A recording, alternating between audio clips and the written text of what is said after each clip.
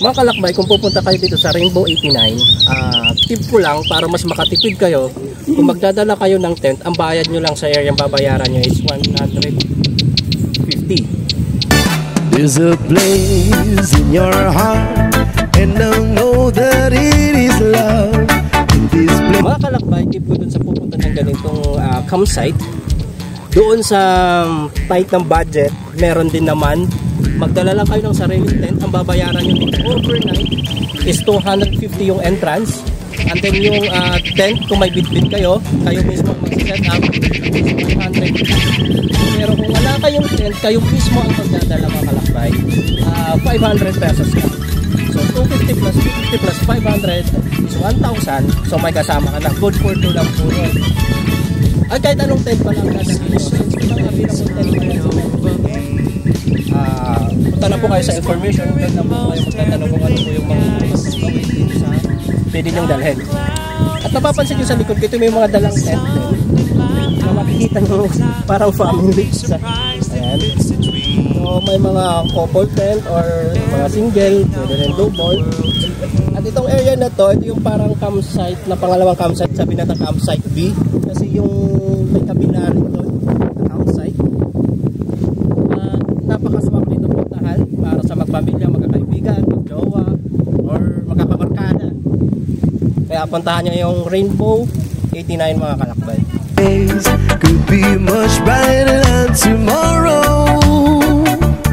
And if you napakaswak to sa mga taga Metro Manila na pupunta rito, since 1 to 2 hours lang yung biyahe, lalo na kapag nakamotor kayo or naka 4 wheels.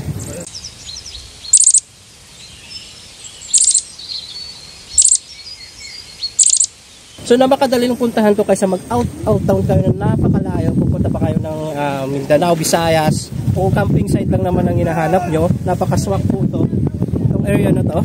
Accessible siya from Manila, so hindi siya nakaka-stress sa biyahe since hindi naman dadaanan nyo yung traffic.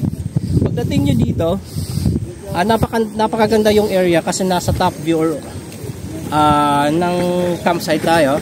At marami din dito nagka-campsite na may mga daladalang kanilang sariling tent. salamat. So ayan mga kalakbay, magpapapicture sila. Galing pa po sila ng Bacoor, TST. So shoutout sa lahat ng mga taga Bacoor. Salamat. 1 year dude. 1 year dude, okay. Kasiyahan, you find there's no need to cry. In this place, you will bear this heart and sorrow. There are ways to get there. Or pwede naman kayo kumuha ng tent sa information area. So yun ang sabi ko, yung tent dito ay nagkakalagang 500 overnight at saka yung entrance nga na 250 pesos overnight. At dito sa likod ko, ayan, ito yon dito na area na pwedeng ilagay yung mga tent sa oras na umulan sa gabi or araw. Place for you and for me to the ends of human race. There are people dying if you care enough for the living. Pwede kayo dun sa secure area dito. At ito na nga mga kalakbay ang sinasabi ko, dinarayo to ng mga turista. O, hindi ko alam po mga taga saan silang sulok ng Pilipinas. Andito na naman sila ngayon sa araw na. Bayan na.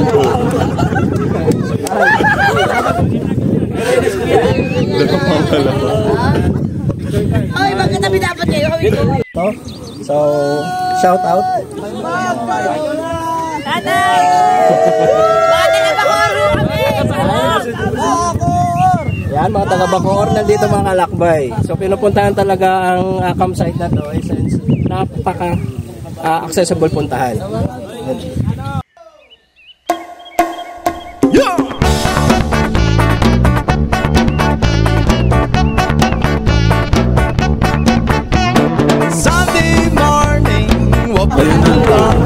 I think I'll take a walk in the park. Hey, hey, it's a beautiful day. But I got that someone waiting for me. And when I see her, I know that she'll say, hey, hey. Mga kalakbay, kung pupunta kayo sa mga campsite o camping site, maghahanap kayo ng kubo na overnight, 1 to 5 packs. ito yon. So nagkakalag siya 2,500 dito sa Rainbow 89. Tara, papasokin natin kung ano ang itsura nito sa loob. So gawa siya sa ano tawag dito? Tawid. Tapos pag akyat nyo dito mga kalakbay, ito lang ang itsura niya. Tsaka may salamin ta. Hindi nakikita dito sa labas. Pag nasa labas ka, yung loob din nakikita.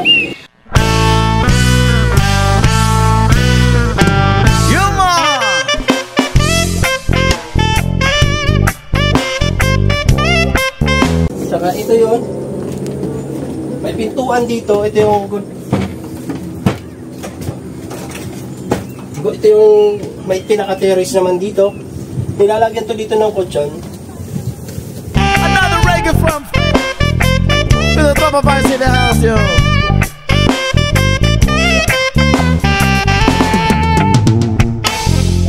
People say that I'm a fool. Tapos ito yung pinaka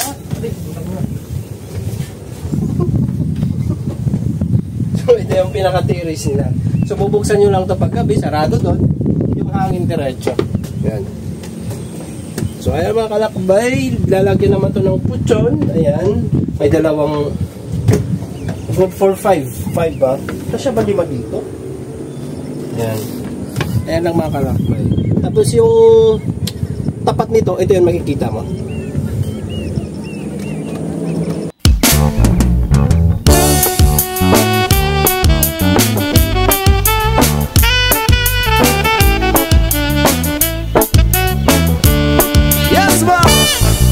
Wala ka bang napapansin sa iyong mga kapaligiran?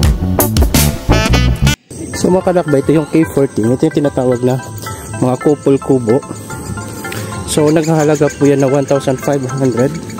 Good for 2. Akyat tayo mga kalakbay. Ayan. Punta dun sa campsite. Ayan, sa mga gustong pumunta na may mga sariling tent, pwede dito, doon. So 150 ang bayad. Mga kalakbay, yan ang spider web nila. Hanggang doon, 50 pesos lang yan. So ayan, pwede ka mag-pictorials dyan sa loob. O lumatay dyan sa tulay na yan papuntang spider web. Ito din ang taas, meron din mga good for 5 packs. Ayan ang mga kubo kasama sa Jesus Christ at Captain. So mga kalakbay, yan mismo ang spider web na tinatawag nila. So 50 pesos lang po yan dito sa Rainbow 89. So ayan mga kalakbay.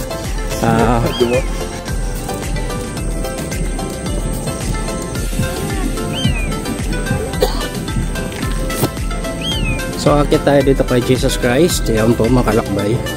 May kubo dyan. So ayan, may billion po dyan.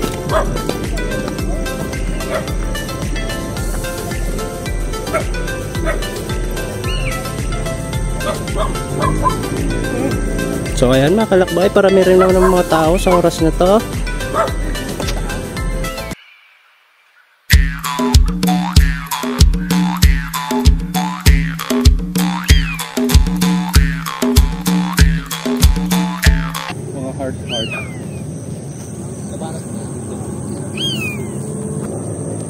So ayan mga kalakbay.